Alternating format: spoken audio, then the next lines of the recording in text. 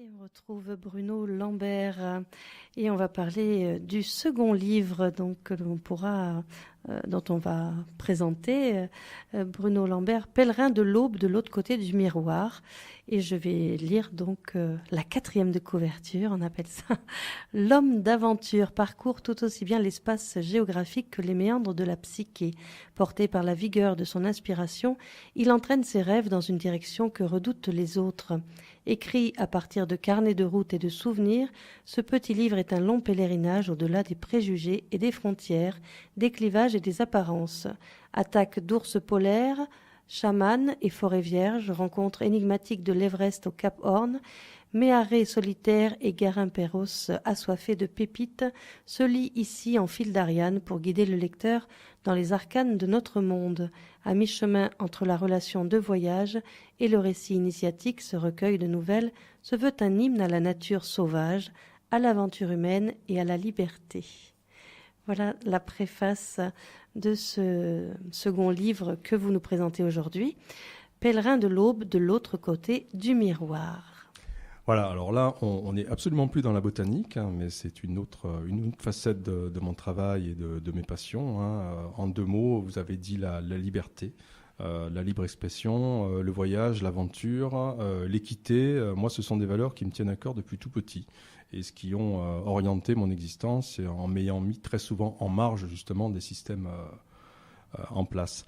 Alors c'est vrai que tout à l'heure dans la première présentation, dans ma biographie, on a parlé de l'aventure, donc 30 années d'aventure sur la planète. Et bien là, à l'inverse de mes 3 autres livres qui eux étaient beaucoup plus orientés sur du journal de bord et des livres techniques sur l'expédition, donc il y avait Entre Enfer Vert et Paradis d'Émeraude, Le Tour du monde des marcheurs de la Terre, Sur le chemin de mes rêves.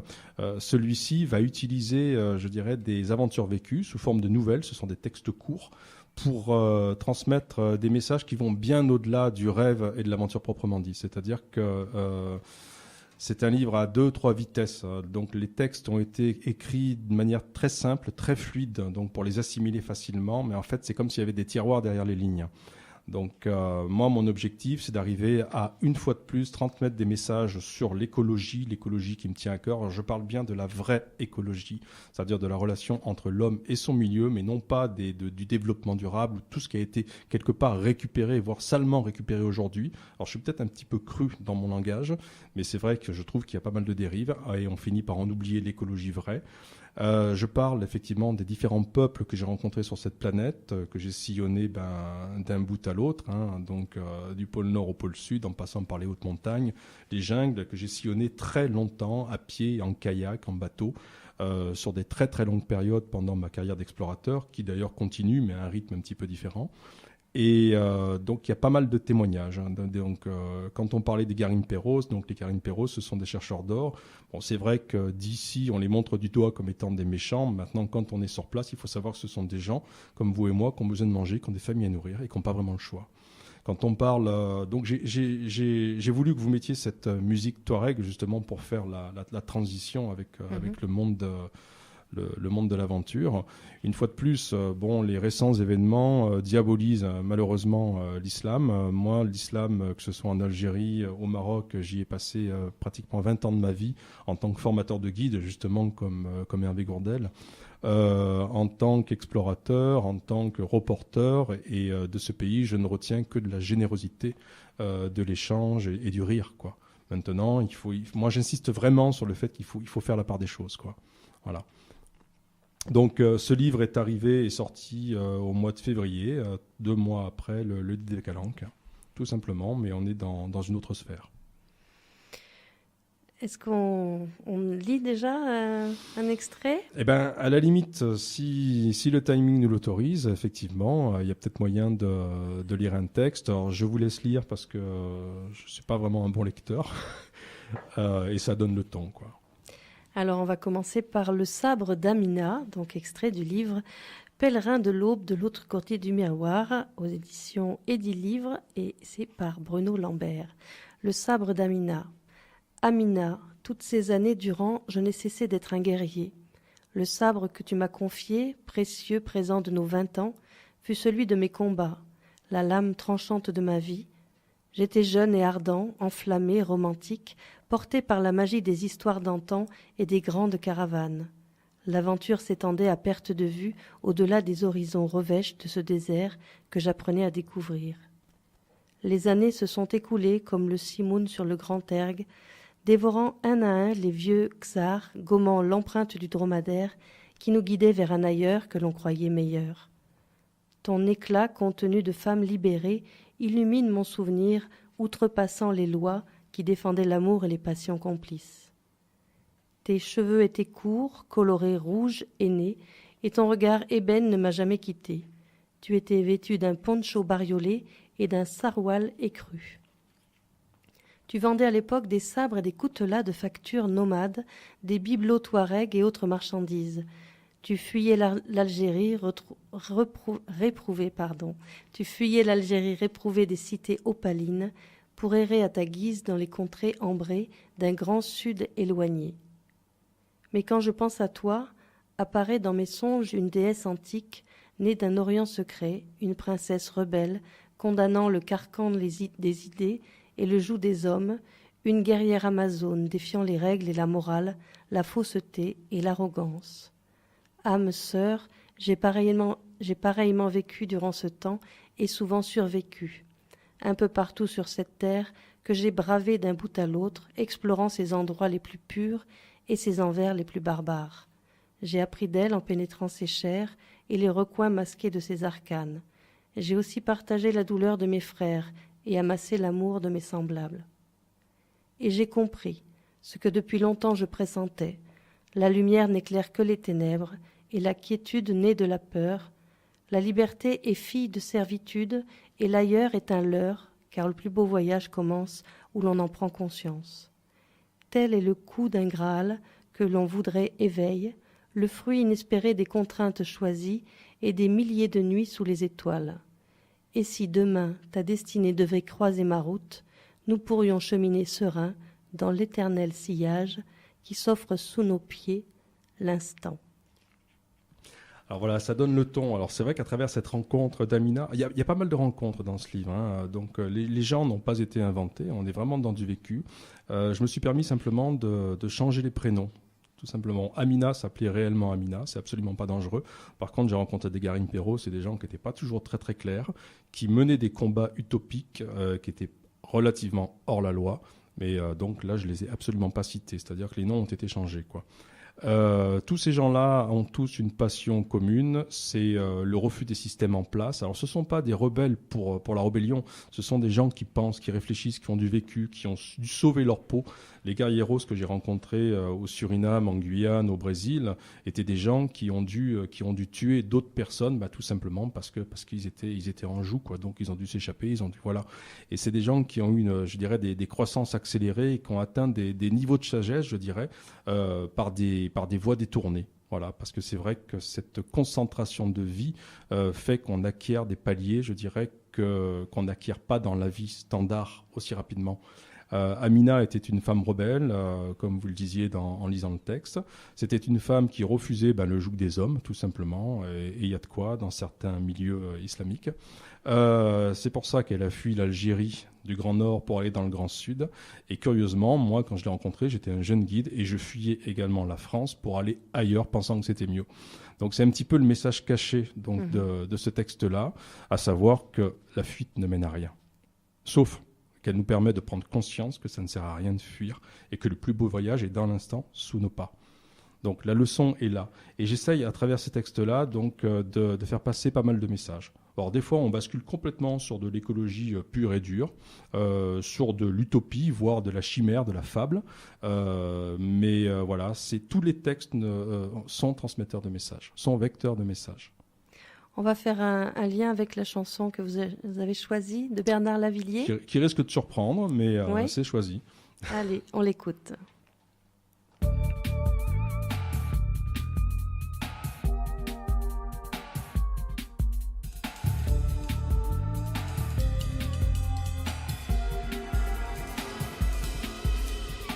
La poésie contemporaine ne chante plus, elle rampe. Elle a cependant le privilège de la distinction. Elle ne fréquente pas les mots malfamés, elle les ignore. On ne prend les mots qu'avec des gants. À menstruel, on préfère périodique. Et l'on va répétant qu'il est des termes médicaux qu'il ne faut pas sortir des laboratoires et du codex. Le snobisme scolaire qui consiste en poésie, à n'employer que certains mots déterminés, à la priver de certains autres, me fait penser au prestige du rince-doigt et du baise-main. Ce n'est pas le rince-doigt qui fait les mains propres, ni le baise-main qui fait la tendresse. Ce n'est pas le mot qui fait la poésie, mais la poésie qui illustre le mot.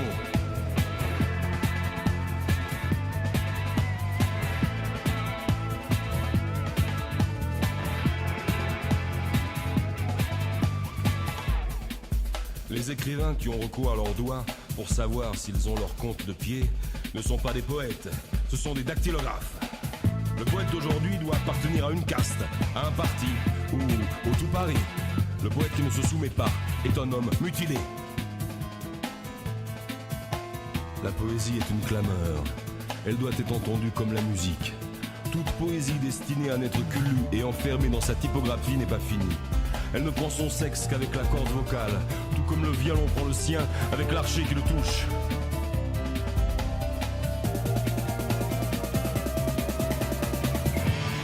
L'embrigadement est un signe des temps, de notre temps. Les hommes qui pensent en rond ont les idées courbes. Les sociétés littéraires, c'est encore la société. La pensée mise en commun est une pensée commune.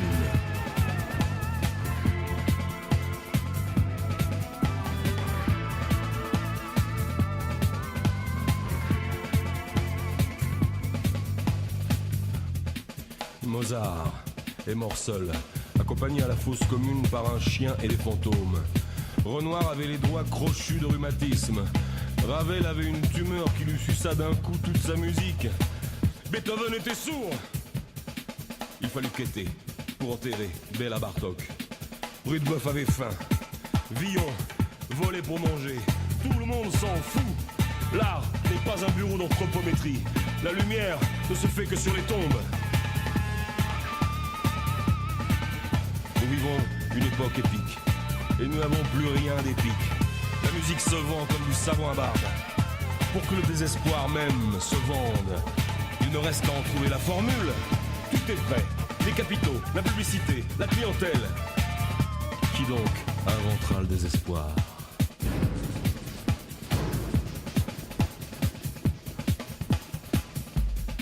Avec nos avions qui dament le pion au soleil, avec nos magnétophones qui se souviennent de ces voix qui se sont tues, nous sommes au bord du vide, ficelés dans nos paquets de viande, à regarder passer les révolutions. N'oubliez jamais que ce qu'il y a d'encombrant dans la morale, c'est que c'est toujours la morale des autres. Les plus beaux chants sont des chants de revendication. Le vers doit faire l'amour dans la tête des populations. À l'école de la poésie, on n'apprend pas, on se bat. Waouh. Ça dépote. Hein. Ça dépote. C'est un texte de Léo Ferré. Donc, voilà, alors c'est un texte de Léo Ferré qui doit être très ancien. Hein, je ne connais pas la date de son origine, repris par Lavilliers. Et c'est vrai que ça reflète tout à fait, exprimé différemment, ce qu'on peut trouver dans le livre Pèlerin de l'Aube. Et c'est vrai que ce livre-là est un pied de nez au faux semblant, à l'hypocrisie, au culte du paraître. À savoir que dans le monde de l'expédition, bon, certaines histoires relatées dans ce livre ont été vécues dans des voyages relativement cool. Par contre, d'autres, comme les expéditions polaires ou en Amazonie sur des très longues périodes, étaient des voyages, des expéditions très dangereuses, très difficiles. Je me suis pas spécialement étendu sur le côté technique, tout ça je l'ai fait dans d'autres livres, mais où on risquait sa vie à chaque fois. Et c'est vrai que lorsqu'on est vraiment en équilibre face à la mort, on ne peut pas tricher. On ne peut pas tricher. Et quand ces expériences sont vécues systématiquement et revécues pendant des années, des décennies, lorsque l'on revient dans la norme, entre guillemets, il devient impossible de jouer le jeu. C'est-à-dire que soit, effectivement, on passe en société avec ce que l'on est, et c'est tout à fait possible, il faut apprendre à le faire, et de grands artistes, justement, arrivent à le faire. La preuve en est dans cette chanson. Soit, effectivement, on est mis de côté, et ça se passe très très mal, quoi. Et ce livre-là est un hymne à la non-hypocrisie et à la vérité, à la sincérité. Alors c'est un livre résolument utopiste, mais je pense que l'utopie est l'une des voies de secours, je dirais, qui nous permettra de remettre la société dans l'axe. Bruno Lambert, on va lire un autre extrait. Oui, ben, je vous en prie. Dans l'ombre de l'Urubu. Alors c'est Urubu. Urubu, pardon. Dans l'ombre de l'Urubu. Longs doigts effilés et crochus, pattes glabres craquelées, chaperon de cuir parcheminé, bec tranchant recourbé, tu es un Urubu, un vautour noir. Sinistre fossoyeur des faubourgs putrides, d'un nouveau monde vieillissant, tu es à l'affût de la mort et les hommes ne t'aiment pas. Mal aimé comme tant d'autres qui chinent la pourriture, tu es une créature déchue, miroir des âmes qui te condamnent. Maraudeur des vieux môles et des pontons branlants, ton œil inquisiteur scrute les détritus. Spectre noir, affamé, ta silhouette macabre ondoie sur la touffeur des marigots et des mangroves.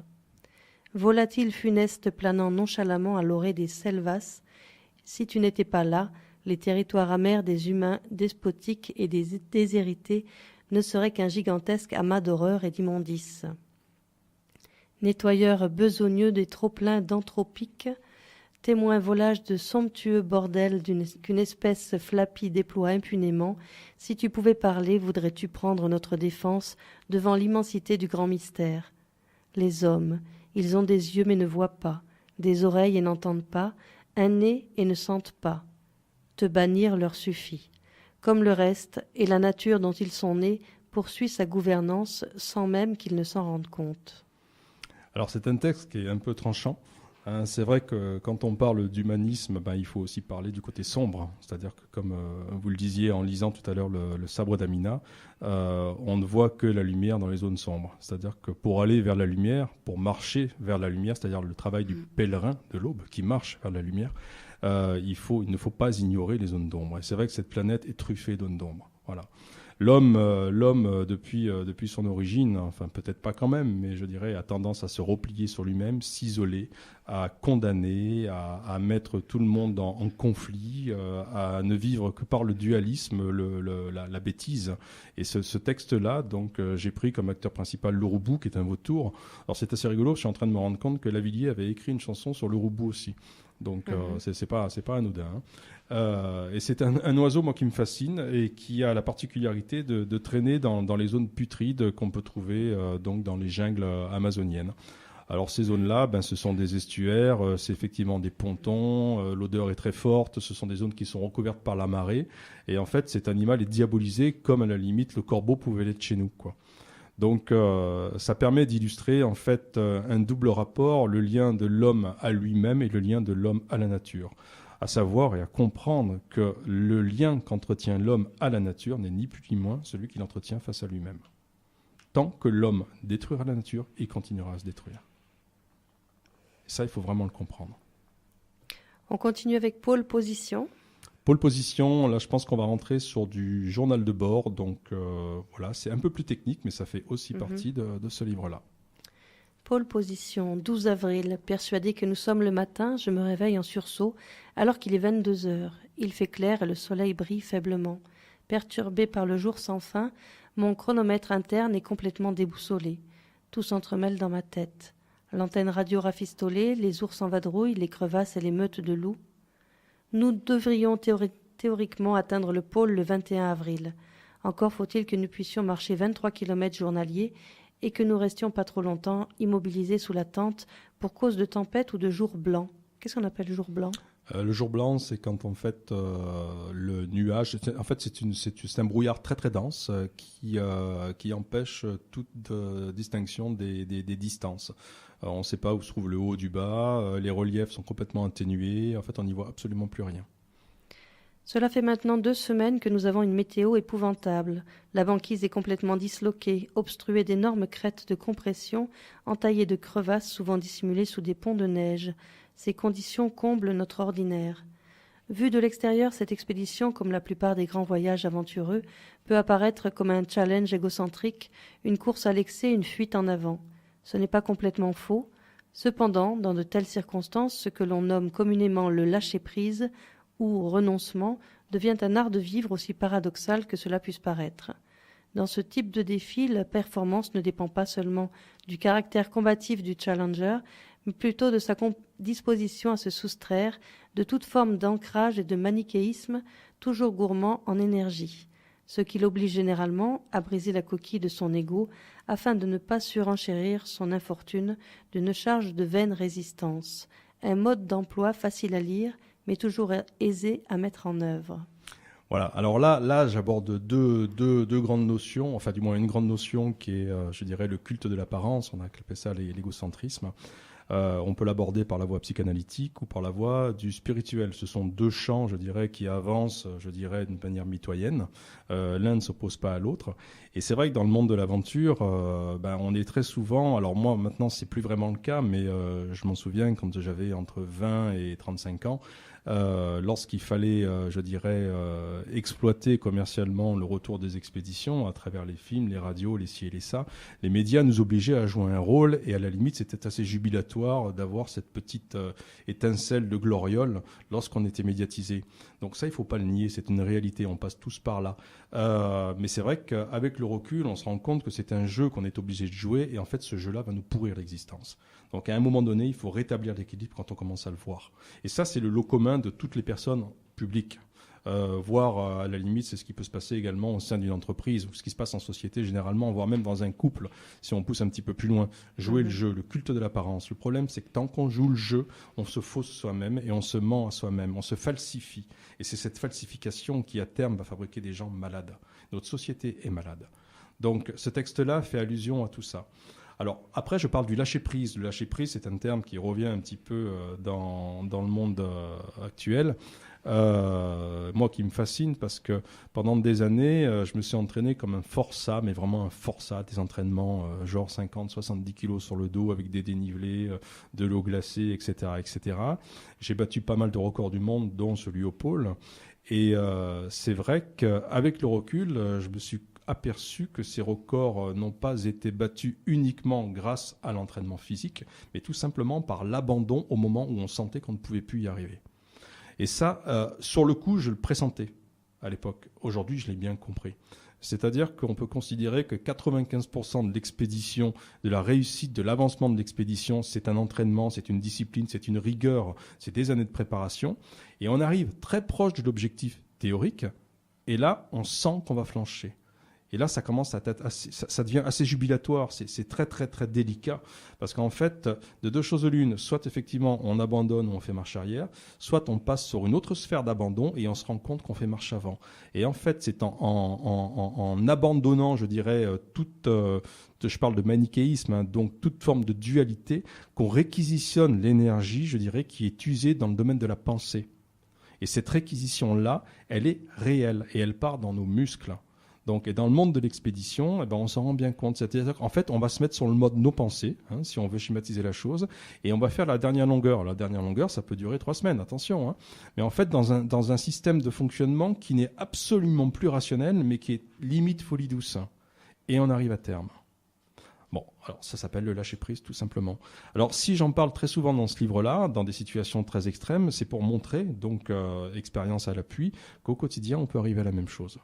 C'est-à-dire que si vous êtes dans une file d'attente harassante, etc., ça ne sert à rien de lutter en se disant tout simplement « je ne vais pas y arriver, je vais être en retard, je vais s'y faire », ça ne sert à rien. Il suffit de dire « je fais de mon mieux et je m'abandonne à la file d'attente ». Et le moment passé est un moment agréable, tout simplement, ou passable. Voilà. Mais on n'est plus dans la pensée, je dirais, destructrice. Alors c'est vrai que j'ai fait beaucoup allusion à tout ça donc dans ce livre-là. Est-ce que je lis un dernier extrait avant de venir au stage ? Oui, si vous avez le temps, il n'y a pas de souci. Donc, les extraits que vous avez choisis. La balise zen. Ah ben oui. Puerto Williams, extrême sud de la Terre de Feu, dans l'entrepont d'un vieux rafio reconverti en pub. En pub, bien sûr. Je suis encore dans le monde moderne. Reconverti en pub sur la bordure australe du canal de Beagle. Beagle, ouais. Le pub des Caporniers, bien sûr. Dans ce genre d'endroit, tout le monde a une histoire à raconter. Au mieux la sienne, sinon celle des autres, imparfaitement recomposée, avec des ingrédients fardés qui embellissent ou ternissent le ton du narrateur.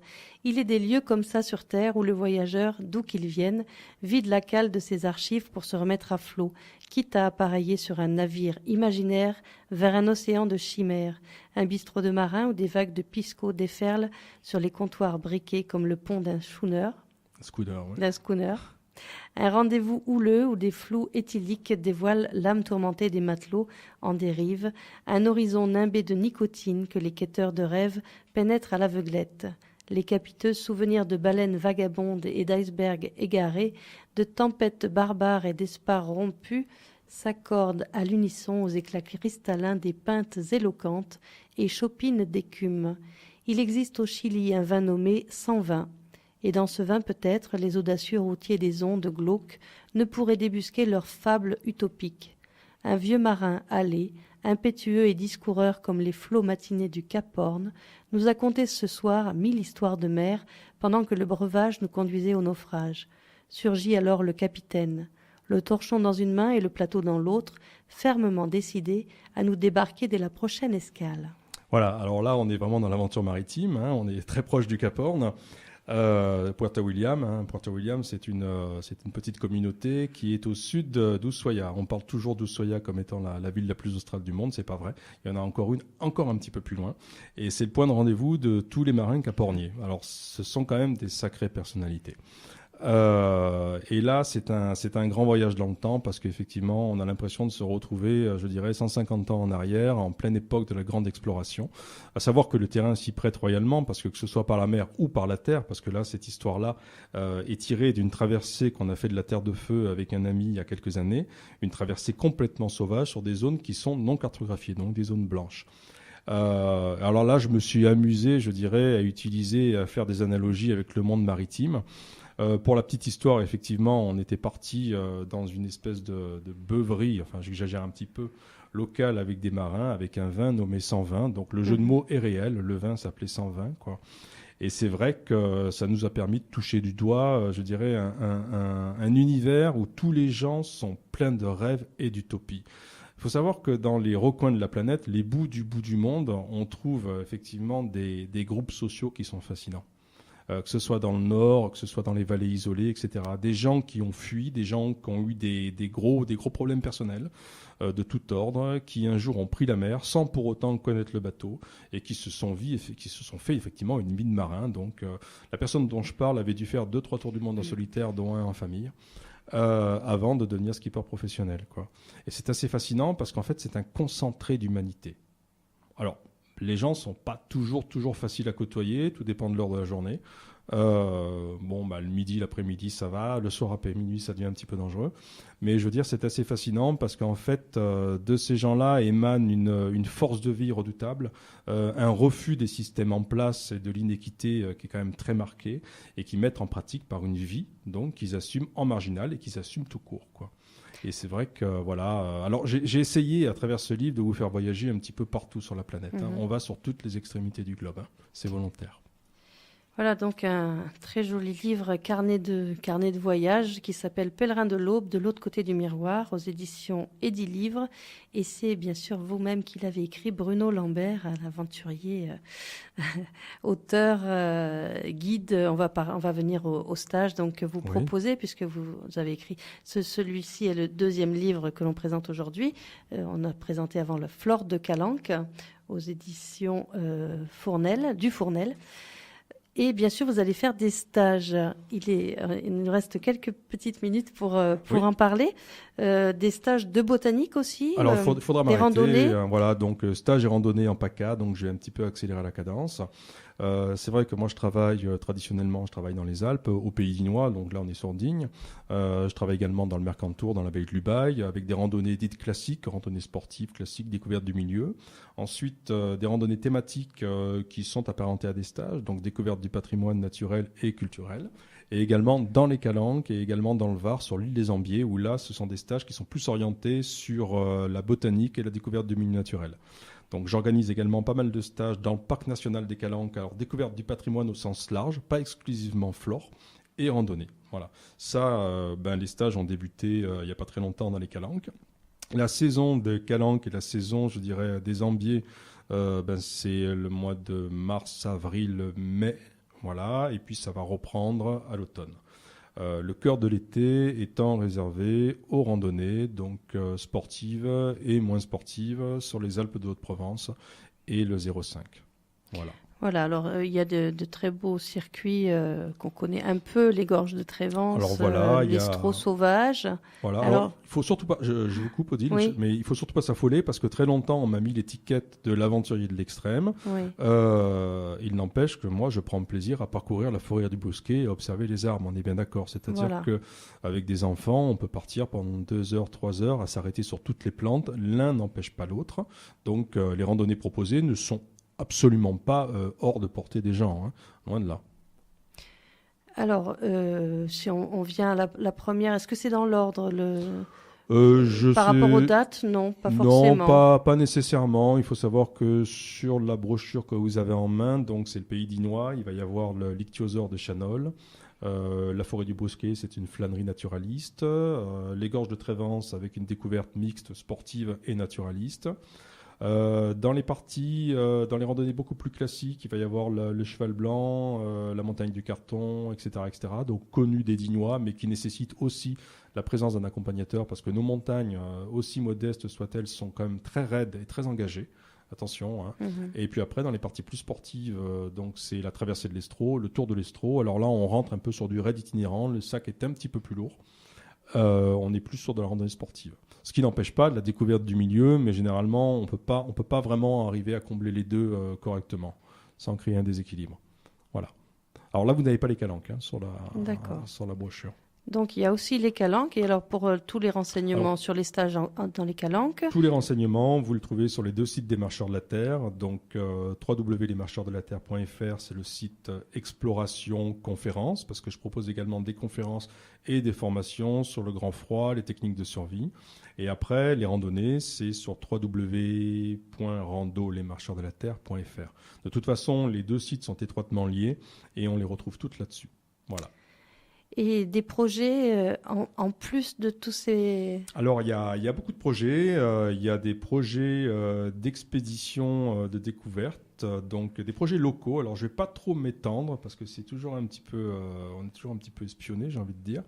Il va y avoir un projet maritime et sous-marin en Méditerranée à vocation pédagogique qui va mettre en lien, comme on le faisait à l'époque du pôle et de l'Amazonie, donc tous les établissements scolaires PACA et français pour sensibiliser donc les enfants sur la protection des milieux marins. Donc cette expédition accrochera le public avec une approche sportive du milieu. Voilà. Donc nage, kayak, etc., pour essayer de stimuler les gens. C'est ce qu'on a toujours fait dans les Marcheurs de la Terre. Hein. C'est-à-dire que pendant des années, on a accroché les gens avec un record au pôle Nord ou plusieurs records. Et après, on a parlé de réchauffement climatique des banquises. On a accroché le public et les médias avec des traversées de l'Amazonie pour parler de la déforestation. Donc c'est toujours dans cette même logique, sauf que là, ce ne sera pas au bout du monde. Hein. C'est à 150 km à vol d'oiseau. Ce sera sur le littoral PACA. Voilà. Et toujours destiné aux enfants, parce que moi, ma priorité, c'est quand même de transmettre des messages. Hein, à savoir que la première tranche des Marcheurs de la Terre, on a visité quelques 110 000 enfants. C'est quand même énorme. Ça, c'est pour les projets d'expédition reportage. Après, il y a d'autres projets de livres en cours sur l'aventure et également dans un domaine un peu plus spirituel, voilà, sur tout ce qui touche à l'élargissement et l'élévation, le fleurissement des consciences individuelles et collectives. Donc, ce qui est déjà abordé sommairement dans Pèlerin de l'Aube. Bruno Lambert, merci beaucoup d'être venu sur notre antenne, présenter donc bien sûr les stages, les randonnées, les stages botaniques, et puis 2 livres, Flore de Calanque et Pèlerin de l'Aube de l'autre côté du miroir. Merci beaucoup pour ce partage. Et puis on sait que les personnes peuvent vous retrouver. L'émission sera en ligne très bientôt sur le site de Fréquence Mistral, dans Quartier Libre. Une très bonne journée. On écoute Alan Stivell que vous avez choisi. Merci beaucoup. Au revoir. Au revoir.